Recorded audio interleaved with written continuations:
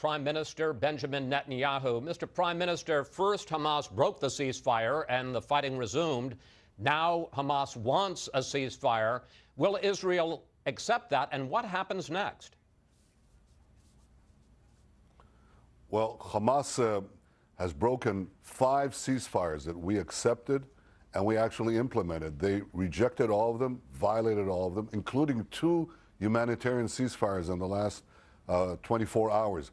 Now they come with their own ceasefire proposal, and believe it or not, they violated even their own ceasefire proposal. They're shooting at us as we speak.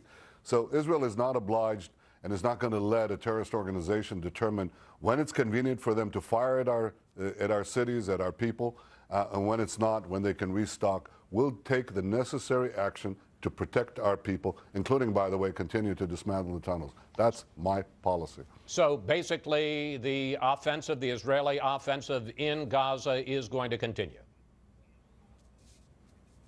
We'll do whatever is necessary to achieve our goal, which is to get a sustainable quiet. And as far as Hamas and its so-called ceasefires, they're violating their own ceasefires. It's come to the level of absurdity right now. Your defense minister has talked this weekend about a significant expansion of the Israeli operation. What does that mean, and how long is it going to take? When will you know that you have achieved your goals? Well, we'll continue to act until we bring quiet and security to our people. And I think that right now, as long as Hamas continues rocketing our people, attacking us, digging these tunnels under which, you know what they do? They dig. They got money from the international community to build kindergartens. They took that money and built tunnels, dug tunnels to blow up our kindergartens. So obviously we have to dismantle that, and we are. And we'll continue to do it until we achieve our goal of having this security that we can bring to our people. I hope it's as soon as possible, obviously. Mr. Prime Minister, Gaza officials say now that more than 1,000 Palestinians, the vast majority of them civilians, have been killed. International opposition to your operation, as you well know, is growing. Is that not a concern to you? And what about the protests, even riots on the West Bank? Are you concerned at all about a third intifada or uprising there? Well, first, I know that's what Hamas is trying to do. They're trying to instigate violence in the West Bank as well, and we expect President Abbas to do what he can to, and what he's responsible for, to keep the quiet on that front, because Hamas just wants that to blow up as well. As far as the civilian casualties, I have to tell you, each one of them is a tragedy. We don't want a single civilian tragedy. We're not targeting a single civilian. And every time you see these pictures, they're heartbreaking. But why is it happening? It's happening because Hamas is firing 25,000 rockets on our cities. They're attacking us with terror tunnels dug into our territory. They're attacking us by land, sea, and air. And obviously, we have to respond. When we respond, Hamas, we're trying to minimize the civilians. We tell civilian casualties, we tell the civilians, leave. Hamas tells them to stay. Why does it tell them to stay? Because it wants to pile up these civilian casualties. So any of these regrettable, tragic civilian casualties should be placed at the responsibility of Hamas.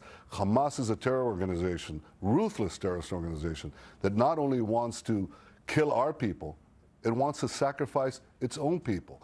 It uses them as human shields, and therefore it should be blamed and not Israel. That's the truth, and that's a simple clarity, moral clarity that should not be lost in this conflict. There are demands on both sides, though, sir, and I want to discuss a couple of those with you. Hamas is demanding an end to Israel's economic blockade of Gaza, and in fact, you do block most imports going into the country and all exports leaving Gaza to go either to the West Bank or to Israel. And unemployment in Gaza is now over 50%. Don't they have a legitimate demand there, sir?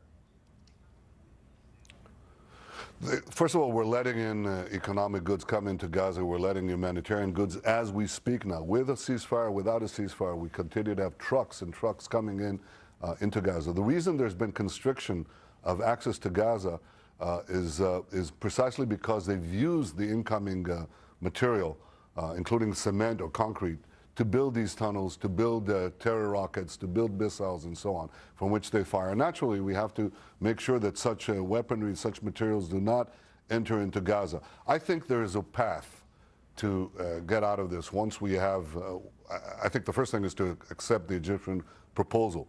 That's the only game in town. What it will do is will enable us to actually get a sustainable ceasefire. That sustainable ceasefire consists of two things. One, demilitarization of Gaza. We want to make sure that there are no more additional rockets, tunnels, missiles, and so on. Otherwise, we'll be back here every few months.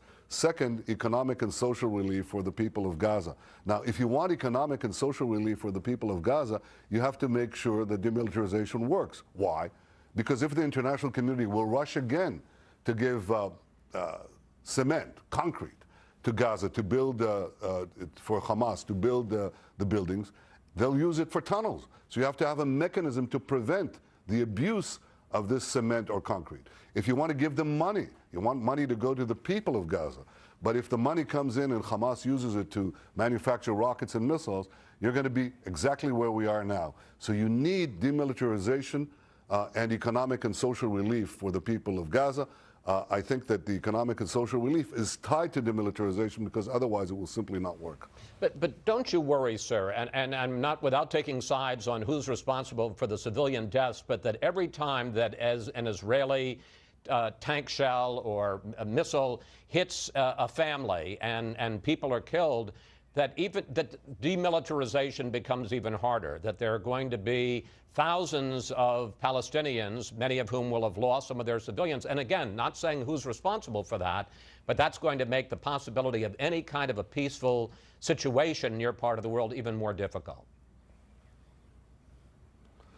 Look, we face a very, very difficult situation with a ruthless enemy. It's the same thing that you see with Al-Qaeda, with ISIS, with Boko Haram, with Hezbollah. These people just don't care.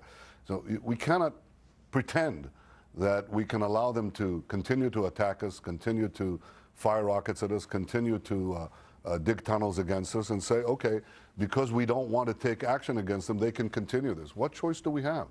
Obviously, we try to minimize as best as we can civilian casualties. They're all incidental casualties. None of them are a direct target.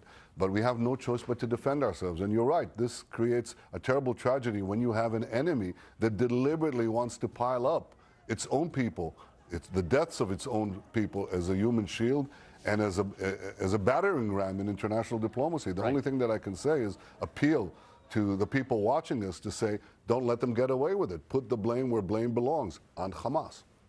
Prime Minister Netanyahu, thank you so much for talking with us today, sir. Always good to speak with you.